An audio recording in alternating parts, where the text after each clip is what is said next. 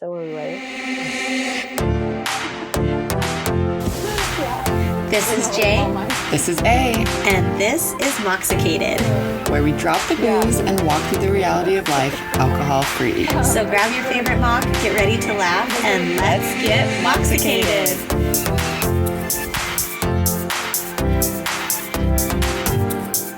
Hello and welcome back. It's Mocksicated Thursday. I was like, oh no, it's Tricked you. happening, it's Tricked happening. Because Thursdays can be Mocksicated full anyways, also.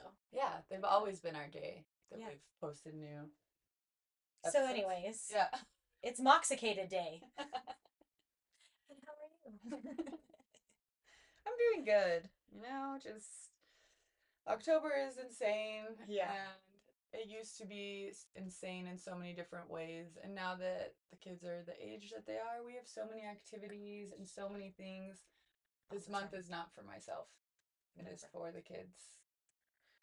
For the kids. Yeah. I know. We always have so much going on, and birthday parties.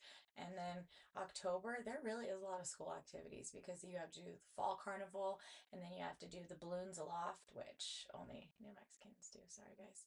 And then you have to do all the other stuff, and it's like, oh my gosh, I gotta buy the costumes and the things and The pumpkin patch, the flower picking, all of it. And then if you don't do it, you like get this weird mom guilt if you're like, do we skip the pumpkin patch? Do we not?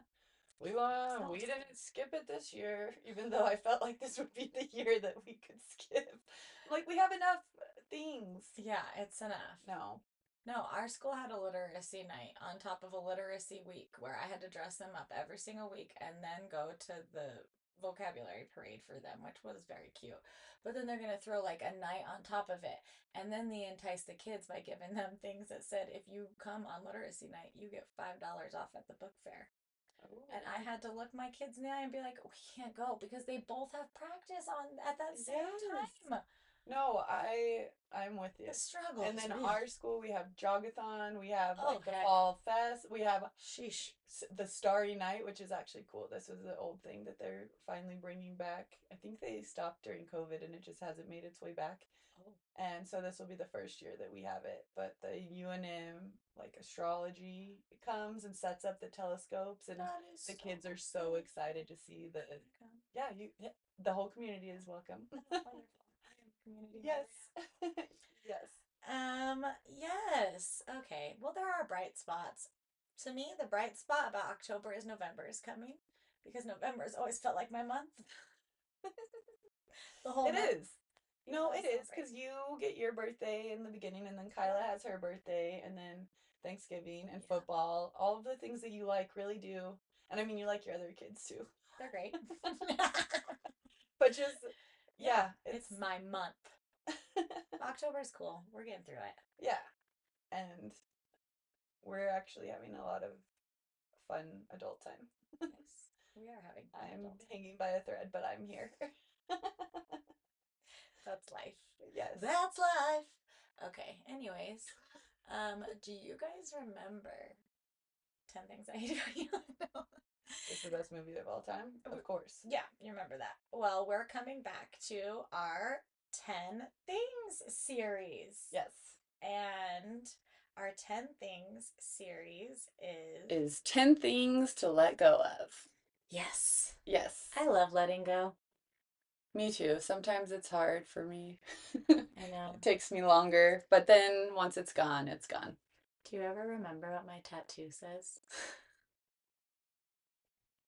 No, I was trying to think. Let's tell it. It says we fight to hold on and we fight to let go. Is that the one underneath? Yeah. Yes.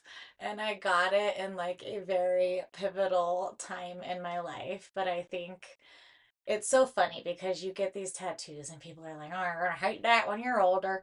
But like this tattoo has continued. I didn't know I was that wise when I was that young and got this one because it's so true. Like we feel like we want to let go of things, but sometimes we really fight hard to let go of something. Yes. Even when we know it's good for us. Yes. Even when a million other people are telling us to, like letting go is about freedom. and feeling that freedom, but sometimes like we can't see on the other side and all we know is what's in front of us, and so it doesn't feel like freedom to let go.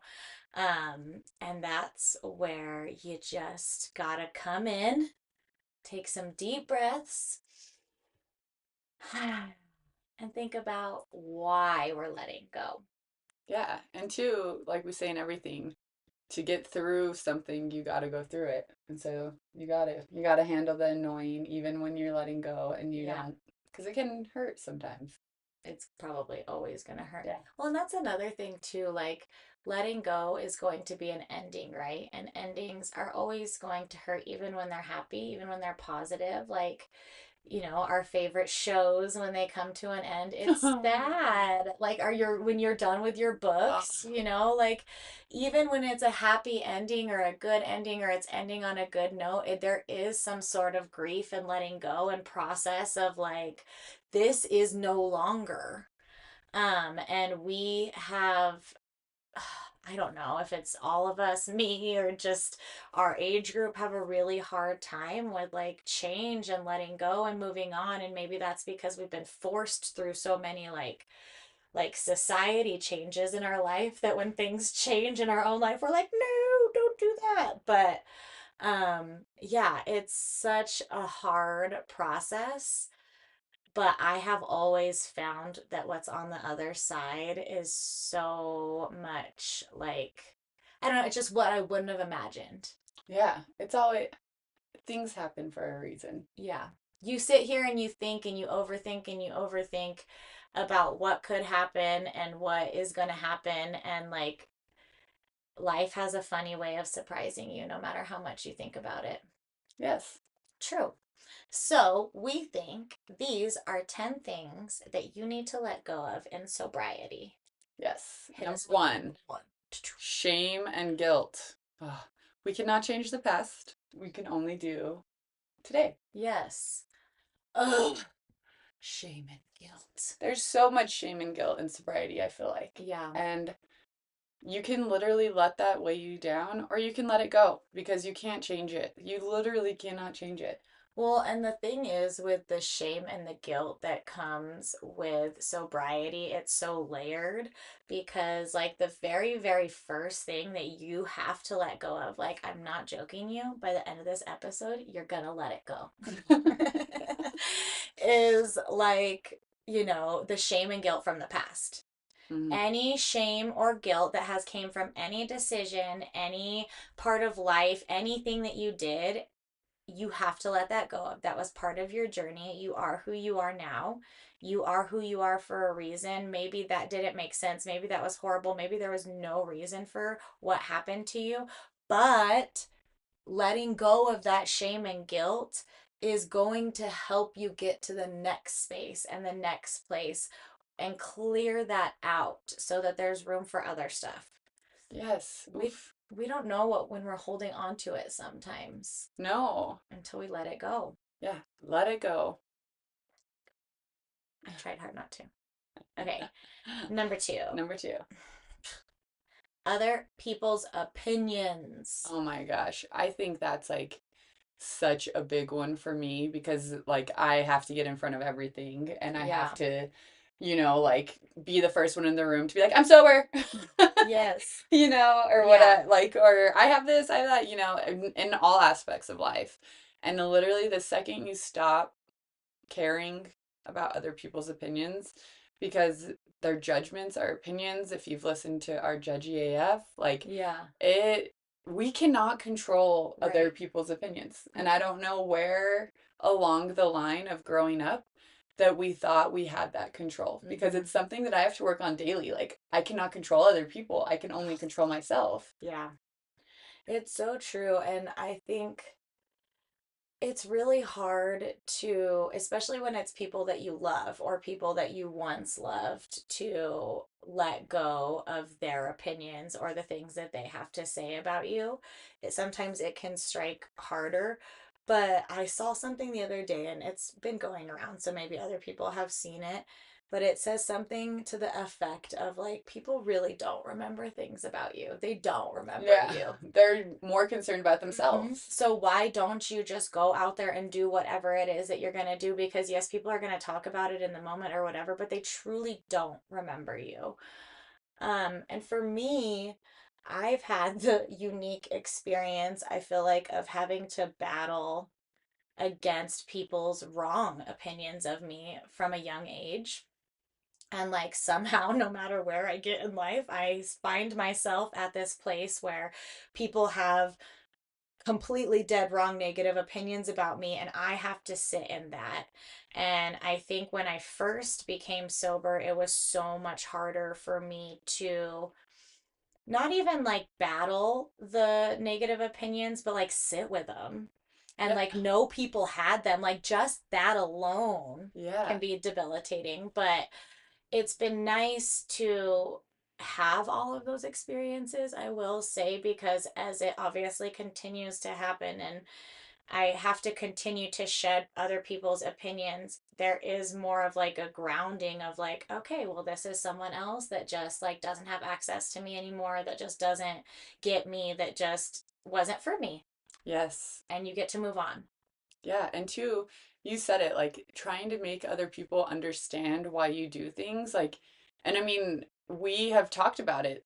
No, I do not drink. That is all you have to say. Mm-hmm. You do not have to explain. And somewhere inside us, we're like, well, no, I need them to know exactly Mm-hmm. why or what circumstances, or like, I didn't hit rock bottom, or it did take rock bottom, or the whole spiel, when no, I do not drink is a great answer. Yes.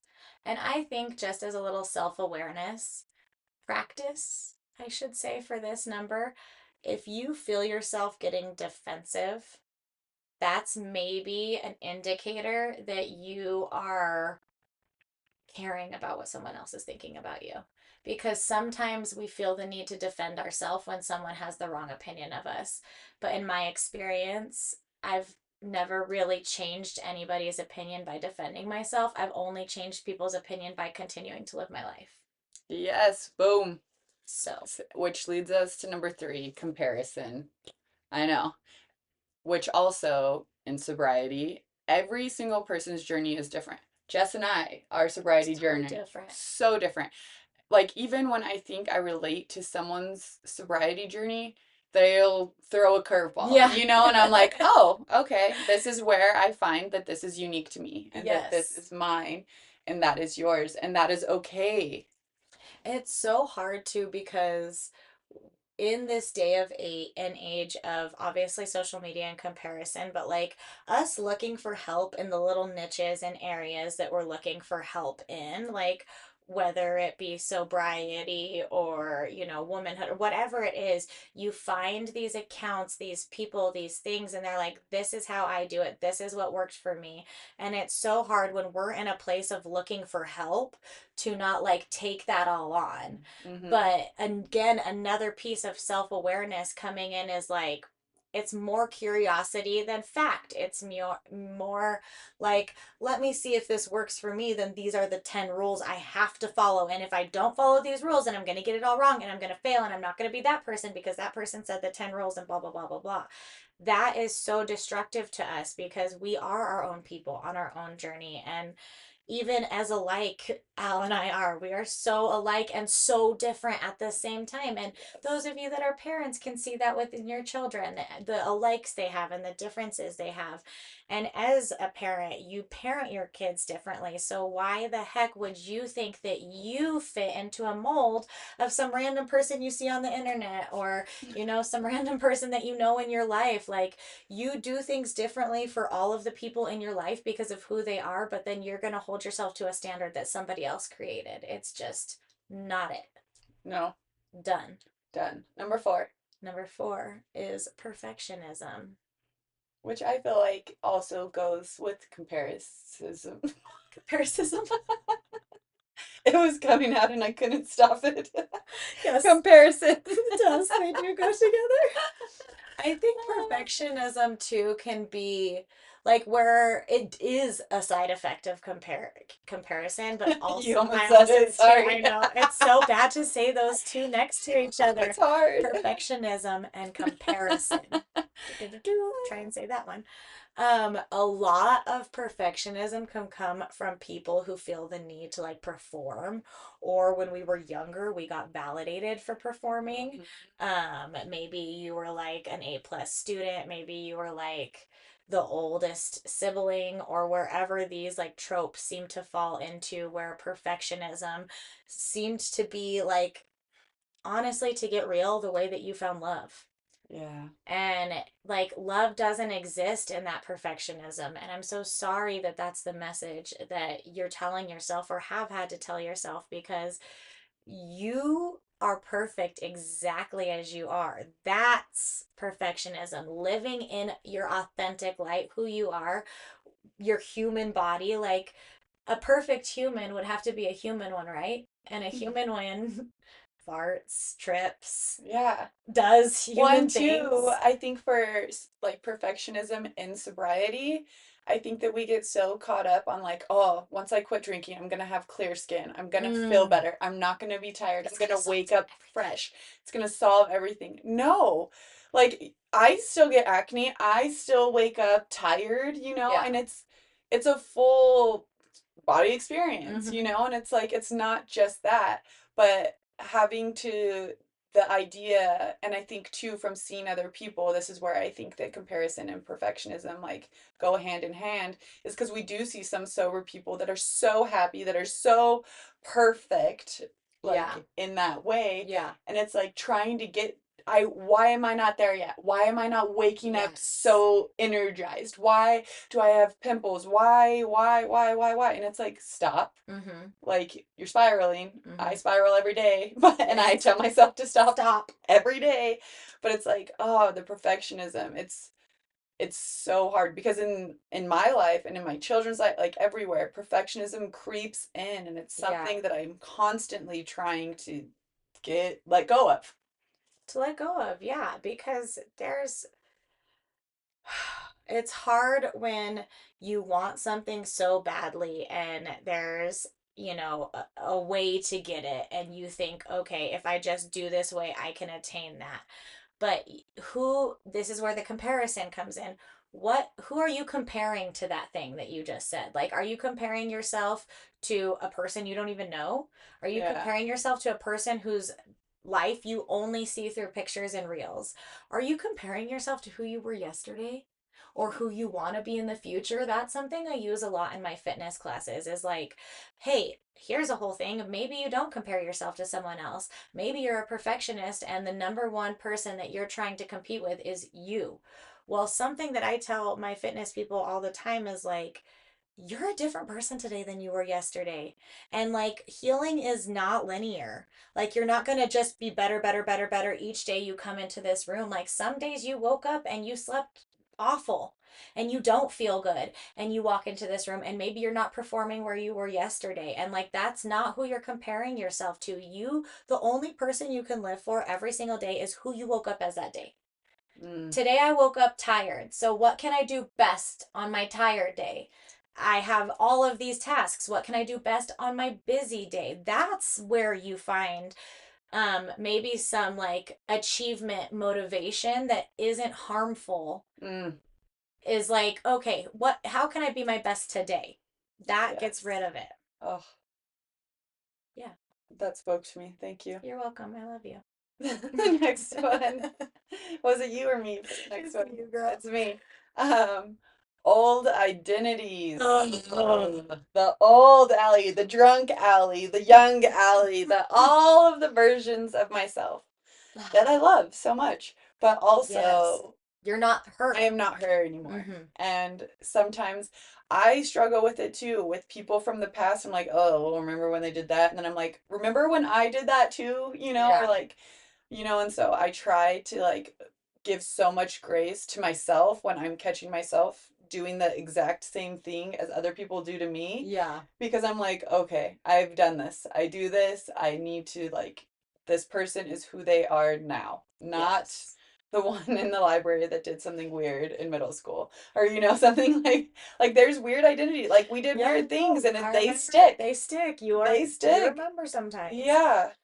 Well, and I think for me too, that's something that like I'm not out in the world where people from my past, I mean, I should knock on wood because it's not like I live in a different city or anything, come into my life. So I have this, thankfully, this opportunity to not like confront face to face my old identities.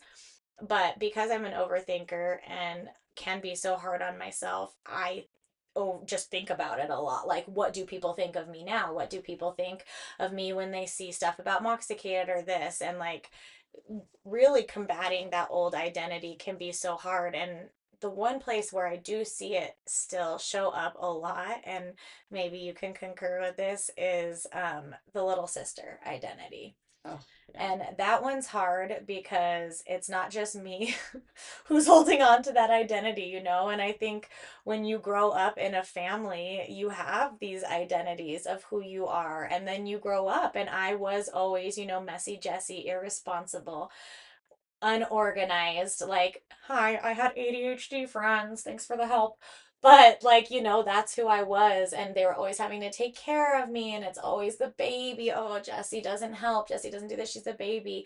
And I have found myself, within my own family structure, still trying to like overcome that. Like, I'm not a baby anymore. Truly, I am a 37-year-old woman with 3 children. Like, I don't need to prove that to anybody. But it still shows up, and so there's not only just these past versions in your alcohol use, but in your life, in your teenage years, in your family structure. And it is so freeing to just like let it go and be like, oh my God, I'm actually not a baby anymore. Yeah. And you can treat me like that, but I'm actually fully capable. You wipe your own ass. I'll Sorry, wipe I my had to. ass. I had to. I'll Big wipe my Daddy. ass. Oh, Oh, I what gotta say mom? that I love you so much. 6. Oh. Toxic friendships and Yeah. relationships. Um, yeah, that one. Both those, yeah. Yeah. Let it go. Let it go. I was waiting. I knew it was coming I out. have so many times and I fought it off. This is hard. And honestly, like to be real, this has been hard for me this year because I felt like I got to a place where I like had removed all the toxicity. But what I had done was just build a really strong wall that only like 3 people knew how to get around. And I've said so many times at the beginning of this year, that I opened myself up to friendships, and it was really something that I was leaning into. And where I was naive in this is that, like, all friendships and relationships are not perfect. All people, no people are perfect. And so, what does that mean? That means a bunch of imperfect people trying to get along, trying to live life with each other. And some people just aren't on your vibrational level. Some people just are not where you are. Some people are committed to their own narratives, their own situations, their own traumas, their own life. And we can get wrapped up with these people, and because maybe we were seeking friendships or love or belonging or connection, we can think that, like, this is something to withstand. Like, these are just humans being people. And, like, I think for me too, as a Scorpio who cuts people off all the time, I don't want to do that so often. Um, but when you realize that it's affecting your emotional state, your nervous system, you don't feel safe in a situation. For me, I shake when I talk to people that are unsafe to me. I start to shake, like my body physically shakes. I cry. I just get anxious. And you guys all know these toxic people that you have in your life. And it can be hard. And when it's somebody that's been in your life for a while, it can be harder. And that's maybe more of like a boundary than a complete cutoff. But you have to let go of these friendships and relationships that are hurting you. I think too, like in sobriety, it might not even be a toxic friendship. It might just be a friendship that once you quit drinking, you might not have as much in common. Yeah. And so you realize you don't actually get as much from them as you did when you were drinking. Yes. And so it's like letting go of those friendships that really were centered like Around drinking. around drinking, that Hmm. oh my gosh, it's okay to have some space. It's okay to move on. And for me, I think it was really hard for me Yeah. to let go of those friendships and relationships because I am the social butterfly and was best friends with everyone and all of this, not realizing that our relationship was based around alcohol, Hmm. drinking, partying, taking shots, and different things like that. And yeah, we would go deeper once we were drunk, but do we remember? Right. Were we kind to each other? Was it like intentional? It was never what I would seek for in a friendship now, Yes. if that, which I have many relationships that I've kept, and they're great, and I still love them, and I don't regret the past, and I don't regret the things we've been through, and I've held on to them because I do still have things in common with them, and I do still love them all. And but once again, this kind of goes back to the old identities. We are different people, you know? Yeah, well, and I think you made a good point that like sometimes it's not the people that are toxic, but like the situations you guys were in together, the things that you were doing Yeah. together. And alcohol is toxic. I mean, Yeah, so like literal ethanol. literally, it's ethanol, yes. So like that was the toxic thing that you guys did together, and now that you don't do that anymore, like that's what you've removed from your life. And these relationships, something that I'm learning, are going to continue even in my healing, even in my sobriety, even with other people who are healing and Yeah. sober. Like, we are all doing our own walks in life. And, just because certain people are in certain places doesn't mean that you are aligned, doesn't mean that you have to get along, and doesn't mean that you have to have a relationship with them. And Yes. I've sent a lot of loving, like, love to my old toxic relationships as I've released them. Like, there are still people that probably hate me to this day that I have so much love in my heart for, but I'm not going to engage with them. I'm not going to Yeah. have a relationship with them just because I still hold on to that love. That Yeah. that love is just always going to be there, but that doesn't mean the relationship has to be. Oof. Next up, Phew. I forgot whose it is. I don't know You, why I can't remember. your odds, babe. Oh, okay. FOMO. The fear of missing out. Let go of it. You're going to miss out on things in sobriety now, and at first, it's going to feel Yeah. painful and it's going to be uncomfortable. But if you're a listener, we flip it to the JOMO and the joy of missing out, and we do things with intention, and we do Yeah. things that we want to do. Yes. We leave when we want to. We have boundaries now. Yes. It's like the Yes. FOMO exists, and Yeah. especially in early sobriety. I feel like a lot. I mean, Chris, my husband, we didn't do social gatherings for the first year of his sobriety. Yeah. Like easy. And even in the second year, it was like pulling teeth Yeah. because that was not something he wanted to do. He did not want to go out. He did not want to be around people that would trigger him to drink Yeah. and that's how he knew him, like he knew his own sobriety journey. I was very different. Yeah. I was still taking water shots until this year. You wanted to go out still. Yes, but yeah, the FOMO, it's The gonna be FOMO. there, so let it go. And you make a good point that it's gonna be there because literally I've had FOMO my whole life, but like not I don't know how I'm gonna make this point, but like I've had FOMO from like wanting to be a celebrity. Like I see things like that, or like Yeah. concerts, or like going to the Oscars. Do you know how much I've always had FOMO about the Oscars? Like I wish I could go. Like I sit there and I'm like, oh, if only that was me. But then I get up and I move about my day, and it's so much easier to do that in situations that we're not directly attached to. But like I'm sure fabulous things happen all the time at these award shows. I'll never know. gonna know.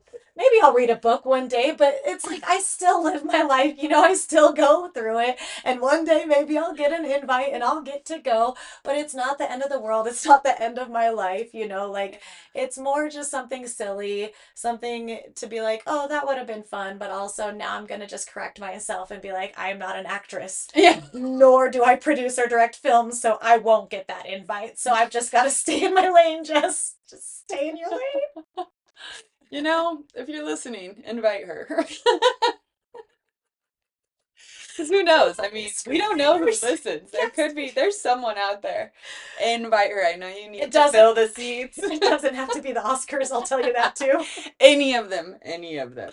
Just send her a DM. Nickelodeon Awards. Send Mox a DM, and you and I, whoever you are, will organize it. We'll surprise her. It'll be great. I'll get slimed. Number 8. Number 8, resentment. Ah, resentment. Why did this one be mine? Oh, Ah, it's so hard too. It's so hard to let go of resentment. it is. And it's so hard to let go of resentment in a active situation too. Like, Yes. you can resent people that you're never going to see again, and that's kind of like the dusty resentment that like sits in the back that you have to shift around for.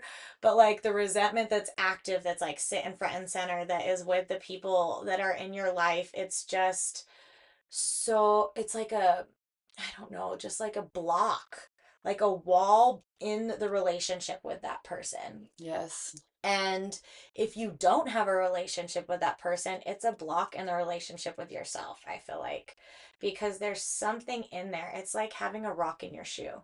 Yes. There's something in there. Like, no matter how much you walk or no matter what you do, like, that thing is still, even if it's a tiny little pebble, it's still in there and it's still affecting you. And it's like what they say about like forgiveness. Allie put forgiveness is freedom. And it's, when you forgive someone, it's not for them. Usually it's for Yeah. yourself. God, what is this the saying about like holding resentment is like drinking the poison meant for someone else or something Yeah. like that and like slowly dying while they are living their life. Like Yes. you don't need that in your life. Get the pebble out the shoe. Don't drink the poison. Let go. Let go of it because letting go doesn't mean it wasn't painful. Yeah. Letting go doesn't mean it wasn't significant to what happened to you in your life. Letting go means you are ready to move past it and you want to be free from it. Yes. So let it go. Let it go. Number 9. People pleasing. I Oh, like those two. I Made know. that for us real nice. Ah, people pleasing. I feel like just life, man. Oh, because I truly don't believe people when they say they're not people pleasers. Because I'm like, yeah, yeah, you are. I feel like you have to be. You have to be because I I think am, and I know. I think just because I was such a people pleaser for so long, and it's something I work on now, even daily. Yeah. I'm like, okay, I'm not doing this for them. I'm doing this for myself. Like, I have to say those words out loud Yeah. because if not, I will be spiraled into some crazy Yes. things. But yeah, we got to let go of the people pleasing. We got to stand up. We got to have our boundaries, just like I said with the FOMO. Like, it's we know what we want, we know our intentions, we know all of it, and we need to listen to ourselves. And a big one, a huge one, is trust yourself. Yeah. Like, trust that you already know. Like, Mm-hmm. you don't need to do that to please these people. Like, it's there. Yeah. I think the people pleasing for me always showed up like in my insecurities. And it would be like my insecurity of someone else's opinion.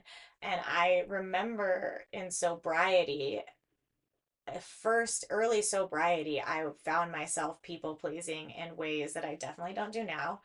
But it would be like almost like making people comfortable by providing drinks for them or like overly providing for people or myself or oh I'm fine, it's okay because the sobriety thing was such an awkward point. Yes. And so, because I didn't want to deal with the awkwardness of not drinking, I like would people please in weird ways that I never did before. Because when she says when people say that they're not people pleasers, it makes her mad. She's talking about me. Yeah. Because in general am not doing things to please people. There are certain people that I've tried to please my whole life. But I found this in sobriety, and it was because I was insecure with who I was in that setting where everyone else was doing something that I wasn't doing. So then I was trying to like be like, oh, it's okay. Like, oh, do you want this? Do you want this? Do you want this? Blah, blah, blah, to try and make other people feel better for a decision I made that's a really good decision for myself.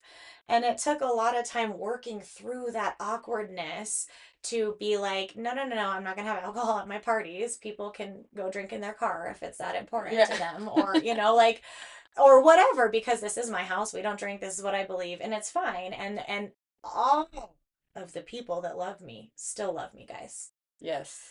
I promise you, no matter how many times, I've said, oh no, we're not going to have alcohol or whatever, like the ones that actually love me don't care, Yeah. and they listen, and they respect what I say, and so I don't feel the need to please anymore. And so find your people. Yes. Oh, That's a good message of that. yes. I didn't see coming. I didn't see it, but now I do. Okay, last one. All or nothing attitude. Oh. It's balls to the walls. Well, yeah, and two, I think in sobriety, like in some groups, it's like I have to do all of this at Mm-hmm. once. Like blah blah, Mm-hmm. blah, I Mm-hmm. gotta start working out. I gotta start eating well. Yes. I gotta do this. I gotta do this. I Yes. gotta no, no, you don't. You can focus on one thing at a time, and if that is tiring that day, then give yourself some grace. Yeah. You know, it's Because you like didn't drink alcohol that day. yeah, and progress is better than perfection. I feel like this is true too. Maybe if you're a performer, or maybe I don't know if it's a neurodivergent thing, or just people who love like finding out things about themselves, or like I guess I don't know the words, like driven about like certain things about themselves. This can be hard.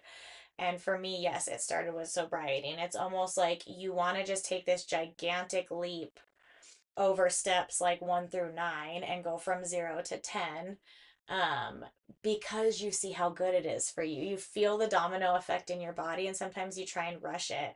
And it happened first with sobriety, and then in like the spiritual healing world, I think that it can be the same thing. When you know that something's good for you, sometimes, especially if you have an addictive personality, you're like, okay, give me more, give me more, give me more. I need to do Yes. this all. I need to do it all. I need to get that done. I need to get that done. I Yeah. need to go to that retreat. I need to do that course. I need to journal every single day. I need to do all of these things, coloring and all of these other, like every single second in order to be okay. When it's like, no, babe, slow down, breathe. Yeah. Because this is all going to fold out the way it exactly should. And I'm speaking from experience because I've literally had a tarot card reader tell me at least 3 times that I need to slow down. Yeah. Um, Not just for myself, but accept someone else's pace as well. Yeah. Um, and so just knowing that life happens as it should, and taking it one day at a time, and your sobriety journey is always going to be one day at a time. Yes. And I know you're looking forward to, 5 years or your first sober retreat or all of these first moments for you. I know you're looking forward to that, but you also need to look around. And it's like I said earlier, what's in this day? Who you woke Yeah. up as this Yes. day? I think too for all or nothing is for the people who have tried to be sober and have given up. I think that Mm, that's one where it's like, no, you're allowed to start again. yeah, You're allowed to keep going. yeah. It's like dry January when you make it 4 days and then you're like, well, I've ruined the whole month. It's like, Oh my no, gosh. start again. Who Yes. gave these like boundaries and These rules. rules about how you have to keep like, Yes. like, Well, if you made it to the end of this list, yeah. you let go of comparison, Yes. you let go of other people's opinions, and you let go of perfectionism. So you just are doing you. Yes, your way or the highway. Yeah, kick them out of the house. I always just picture like literally kicking someone out of the window and them landing on the highway when I say that. So just know if I ever say my way or the highway, that's what I pictured, or your way or the highway in my head. But yeah, let go of these things. Yes. And it might be a fight. You might fight to let go of these things. They're not all going to come easy, but it is a fight that is well worth it. We promise. Yes. We love you, babes. Talk soon.